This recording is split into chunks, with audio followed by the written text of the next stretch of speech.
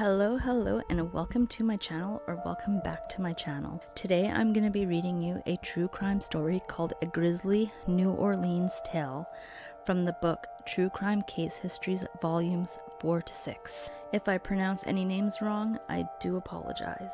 Zach Bowen grew up like any other normal American boy. He was sociable and had an average number of friends. Nothing about him made him extraordinary. For the most part, he led a normal American life. It wasn't until he turned 18 that his life started to change. Just after his 18th birthday, before he was legally allowed to drink, Zach met 28-year-old Lana Shupak in a New Orleans strip club. Though she was 10 years older than him, they dated and eventually married and had 2 kids together. In order to support his new family, Zach decided his best option was to join the U.S. Army. He enlisted in the 709th Military Police Battalion and was sent on tour of duty in Kosovo and a second one in Iraq, spending time in Abu Ghraib. Back home, Lana sent him strip club photos of her and her new co-workers. Though he later almost never spoke of it, Zach experienced atrocities that left him with post-traumatic stress disorder. During the early days of his first tour, a member of Zach's unit, a young female friend, Rachel Bosveld, was killed during a mortar attack in Baghdad. The death drained him mentally. The once happy-go-lucky man fell into more somber tone. Later in his military career, Zach became friends with a young Iraq boy. When insurgents blew up the shop that the boy's family owned, Zach fell into an even deep depression. Zach had been promoted to sergeant, and when it was time to leave the military, his commanding officer gave a recommendation for an honorable discharge. But much of Zach's disappointment, he was given a general discharge, making him ineligible for GI Bill education benefit. In addition to his depression, Zach felt cheated for his service in the military. By the time Zach returned to New Orleans, his marriage had failed. Though they didn't divorce, he and Lana separated, and Zach took a job as a bartender in the French Quarter. It was during that time that he met Addie Hall, who also worked as a bartender in the trendy area of New Orleans. Addie was artistic and free-spirited. She wrote poetry and occasionally taught dance classes. She was described by her friends as a mean drunk and a wonderful person, except when she wasn't. According to her friends, Addie had been molested as a child and was a victim of several abusive relationships. She also suffered from bipolar disorder. Zach and Addie moved in together and started their tumultuous relationship. Both were heavy drinkers and drug users, and Addie was known for her abusive temper. Together, the couple had a passion for both drinking and fighting. Or high on cocaine, Addie could easily turn a minor argument into a raging inferno. Zach and Addie became an iconic couple during Hurricane Katrina. While the rest of the city had evacuated and camped out in the Louisiana Superdome, the two decided not to vacate. They stayed in their apartment that they rented above the Voodoo Spiritual Temple on Rampart Street and drank their way through what seemed to be the end of the world. The national news media interviewed them, and their story was featured in the New York Times.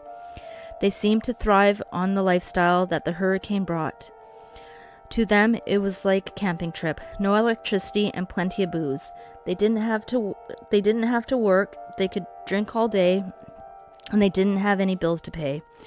Addie would occasionally flash her breasts at passerbys just to make sure the police regularly patrolled their street. In early October 2006, a year after Hurricane Katrina, the two 28-year-olds got into one of their epic fights. Addie was convinced that Zach had been cheating on her. On October 4th, she approached the landlord of their apartment and asked to have Zach taken off the lease.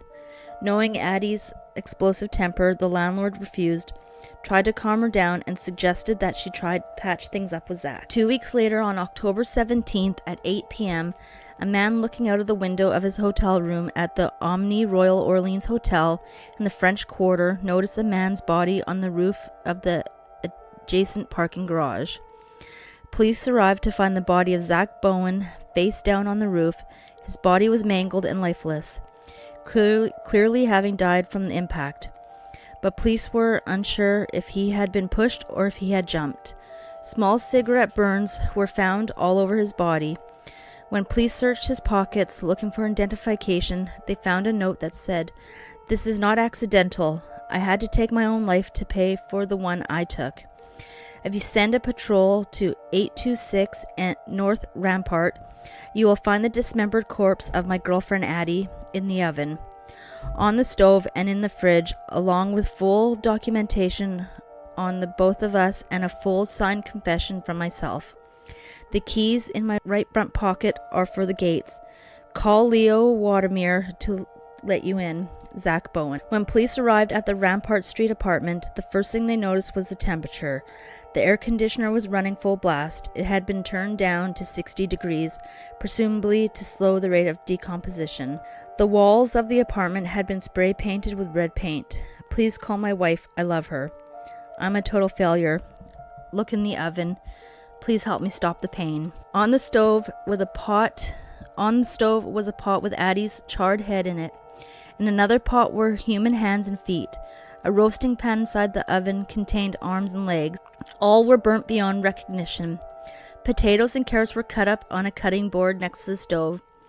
Investigators noticed what seemed to be Cajun seasoning on the limbs, but from the burnt condition of the body parts, it is believed his intention was not to eat them.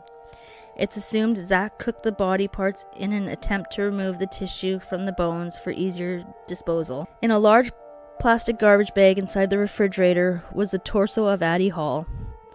Addie kept a journal, and Zach had filled in the last 8 pages. It was a confession of horrifying detail of how he had killed his girlfriend. "Today is Monday, 16th October, 2 a.m. I killed her at 1 a.m. Thursday, October 5th. I very calmly strangled her. It was very quick. Halfway through the task, I stopped and thought about what am I doing. The decision to halt the first idea and move to plan B. The crime scene you are now in came after a while. I scared myself not only by the action of calmly strangling the woman I've loved for 1.5 years, but by my entire lack of remorse. I've known forever how horrible a person I am. Ask anyone." The note mentioned that he had sex with her body several times after strangling her, and would drink in the apartment with her body until he passed out. He went to work as usual. When he got home from work, he moved her body to the bathtub and dismembered her with a handsaw and a kitchen knife. When police arrived, the bathroom had been thoroughly cleaned. In his suicide note, Zach had also explained the cigarette burns on his own body. He had burned himself 1 time for each year of his life as a punishment for his failures. Zach Bowman had demons of his past war experiences, and there's no place like New Orleans for a demon story. In the years afterwards, the house at 826 North Rampart became a tourist attraction, infuriating the couple's friends and family. 8 years after the murder-suicide, a documentary was made called Zach and Addie. The film featured a woman named Margaret Sanchez. Margaret was a friend of both Zach and Addie, and spoke of her relationship with the couple and the nightmares she still had in the years after. She hypothesized that Addie may have killed herself rather than Zach killing her. On June 6, 2012, in a disturbing twist of the story, Margaret Sanchez and her boyfriend Terry Speaks walked into a New Orleans strip club called Stilettos and asked about getting a threesome with one of their dancers for a private party. Unable to find a willing girl, they went to another bar called Temptations. There, someone pointed them in the directions of a young girl with purple hair named Jaren Lockhart. They told the couple she was desperate to make some money. She was indeed desperate and quickly said yes to their proposition. Jaren was seen on security camera grabbing her belongings from the dressing room and primping herself in the mirror. Then she exited the building with the couple. She was seen with the couple a few additional times on Bourbon Street security cameras. Then she was never seen alive again. Jaren Lockhart's dismembered body parts washed ashore days later on various beaches in Mississippi. There were mutilated areas where tattoos had been, which was an attempt to hide her identity. When Sanchez and Speaks were arrested, Speaks' computer had recently been wiped clean. His car reeked of cleaning products. In emails between the couple, they spoke of a rare celestial phenomenon called the Venus transition, When Venus passes directly in front of the sun, what happened at the exact time of the murder. Cadaver dogs reacted to scents of the couple's backyard, shrubbery, burn pile, and trash can. Inside the burn pile, investigators found remnants of women's underwear and pieces of cell phone. Several parts of Jaron Lockhart's body were never recovered. During the trial, the forensic pathologist examined the death and dismemberment in graphic detail. Members of the jury were seen openly weeping. Terry Speaks was convicted of second-degree murder and sentenced to 2 life sentences. 1 day later, Margaret Sanchez pleaded guilty to manslaughter, obstruction of justice, and conspiracy to obstruct justice. She was sentenced to 40 years in prison. Thank you for listening. If you like this type of content, please consider subscribing and liking my channel, and I will see you on the next one.